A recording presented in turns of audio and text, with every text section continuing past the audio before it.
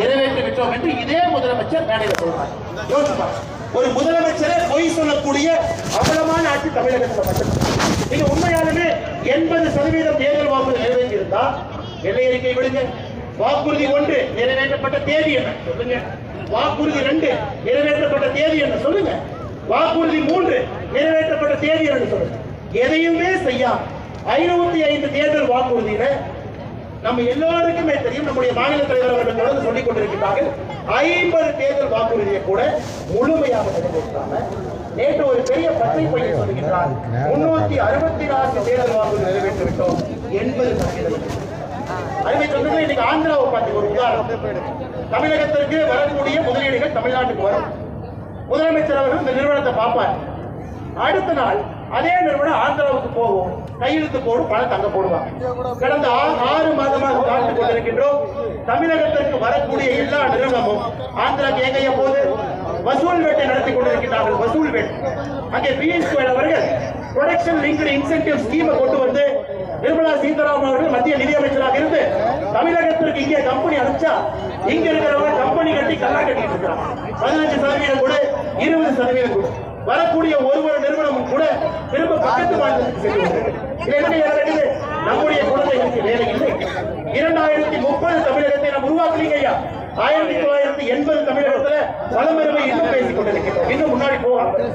அதையெல்லாம் இந்த தேர்தல் 2026 சட்டமன்ற தேர்தல் நம்மால் உடைத்து காட்ட முடியும். நமக்கு மக்கள் சொல்லுகின்றார், மக்களுடைய பேச்சை மட்டும்தான் கேட்டோம்.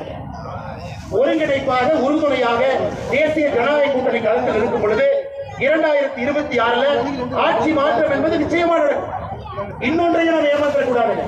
505 தேர்தல் வாக்குறுதி என்பது மாநிலத்துக்கு கொடுக்கப்பட்ட வாக்குறுதி. அது 50 நிறைவேற்றும். ஒரு மாவட்டத்துக்கும் புதுக்கோட்டை மாவட்டத்துக்கு மட்டுமே தனியாக 28 வாக்குறுதி கொடுத்திருக்கிறார். மாவட்டத்துக்கு கொடுத்த தேர்தல் வாக்குறுதி எடுத்தீங்கன்னா அது ஒரு 1600 வாக்குறுதி. மாவட்டத்துக்கு தனியாக கொடுத்த 1600 வாக்குறுதி, மாநிலம் முழுவதும் கொடுத்த 505, இது ரெண்டையும் சேர்த்துனீங்கன்னா 2100 வாக்குறுதிகள் கணக்கு போனீங்கன்னா 5% வாக்குறுதிகள் கூட திராவிட. எவ்வளவு தெளிவா இருக்காங்கன்னா, டிஎம்கே உடைய வெப்சைட்ல மாவட்டம் வாரியாக கொடுக்கப்பட்ட வாக்குறுதிகளை போன மாசமே நீக்கிட்டாங்க. போன மாதமே டிஎம்கே வெப்சைட்ல இருந்து மாவட்ட வாரியான வாக்குறுதி. அருமை சொந்தங்களே, ஒரு உதாரணத்தை படிக்க, நம்முடைய புதுக்கோட்டை மாவட்டம் மட்டும். புதுக்கோட்டை மாவட்டத்திற்கு திராவிட முன்னேற்ற கழகத்துடைய வாக்குறுதி. புதுக்கோட்டை புறவழிச்சாலையிலே புதிய ஒருங்கிணைப்பட்ட பேருந்து நிலையம் கட்டப்படும். என்னாச்சுங்க, கட்டினாங்களா? இல்லை. புதுக்கோட்டையிலே கால்நடை மருத்துவக் கல்லூரி தொடங்கப்படும். தொடங்கியாச்சுங்களா? இல்லை.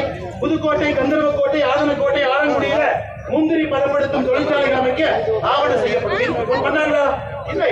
ஆலங்குடி கீரமங்கலத்துல நறுமண தொழிற்சாலைகளை கொண்டு வந்தாங்களா? இல்லை. புதுக்கோட்டை மாவட்டத்தினுடைய தேர்தல் வாக்குறுதியை மட்டும் இங்க முன்னாடி நான் படிக்கிறேன். அது 28 வாக்குறுதி 3 செஞ்சிருக்கிறாங்க. இதுல 25 செய்யணும்.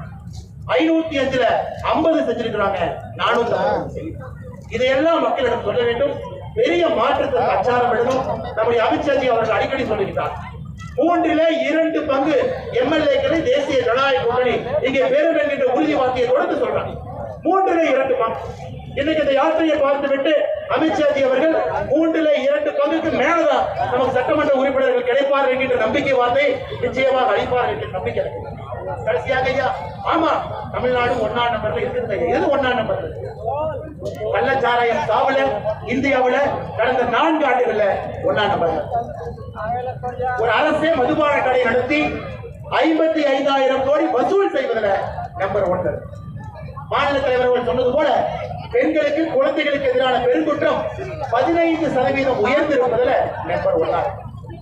மகன், மருமகன், முதலமைச்சர் குடும்பம் கல்லா கட்டி வசூல் பண்றதுல நம்பர் 1. அதை தவிர தமிழ்நாடு எதிரி நம்பர் 1 இல்லை. நம்பர் 1 வருவதற்கு தேசிய ஜனநாயக கூட்டணியால் மட்டும்தான் முடியும்.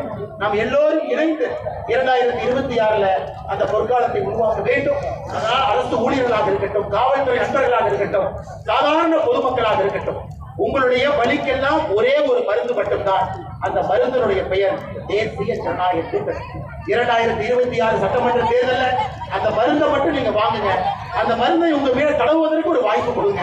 நிச்சயமாக ஒரு பெரிய மாற்றத்தை நாம் செயல்படுத்தி காட்டுவோம் என்று சொல்லி மறுபடியும் வெற்றிகரமாக இந்த யாத்திரை நடத்தி காட்டிக் கொண்டிருக்கக்கூடிய மாநில தலைவர் அண்ணன் நயினார் நாகேந்திரன் அவர்களுக்கும், இந்த மாவட்டத்தினுடைய தலைவராக இருக்கக்கூடிய சகோதரர் ராமச்சந்திரன் அவர்களுக்கும், மேடையின் மீது இருக்கக்கூடிய எல்லா தலைவர்களுக்கும், டெல்லியிலிருந்து நமக்காக வந்திருக்கக்கூடிய நம்முடைய அருமை ஐயா அமித்ஷாஜி அவர்களுக்கும், தேர்தல் பொறுப்பாளர்களுக்கும், பத்திரிகை நண்பர்களுக்கும் நன்றி கலந்து என்னுடைய வாழ்த்துக்களை வணக்கங்களை தெரிவித்து புத்தாண்டு நல்வாழ்த்துக்களை தெரிவித்து உரையப்படுத்திக் கொள்கிறேன். நன்றி, வணக்கம்.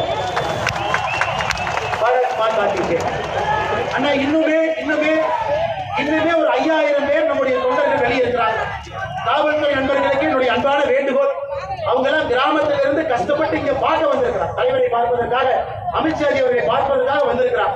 ஐயா, பின்னாடி தயவு செஞ்சு பேரிகேடை கொஞ்சம் நீக்கி விட்டு எல்லோரையும் பார்ப்பதற்கு ஒரு வாய்ப்பு கொடுங்க. இவ்வளவு தூரம் வந்துட்டு அவங்க இந்த யாத்திரையை பங்கு பெறாம போனாங்கன்னா பெரும் குற்றம் ஆகிவிடும். அதனால தயவு செய்து காவல்துறை நண்பர்களுக்கு அன்பான வேண்டுகோள், அந்த பின்னாடி இருக்கிற பேரிகேட்லாம் நீக்கி எல்லோரையும் உள்ளே வருவதற்கு நீங்கள் வழிவகை செய்ய வேண்டும் என்று சொல்லி, நம்முடைய தொண்டர்கள் அமைதியாக உங்களுடைய இருக்கையில் அமர வேண்டும் என்று சொல்லி வாய்ப்பு கொடுத்த நல்ல உள்ளதற்கு நான் நன்றியை தெரிவித்துக் கொள்கிறேன். நன்றி, வணக்கம். பாரத் மாதா கி ஜெய்.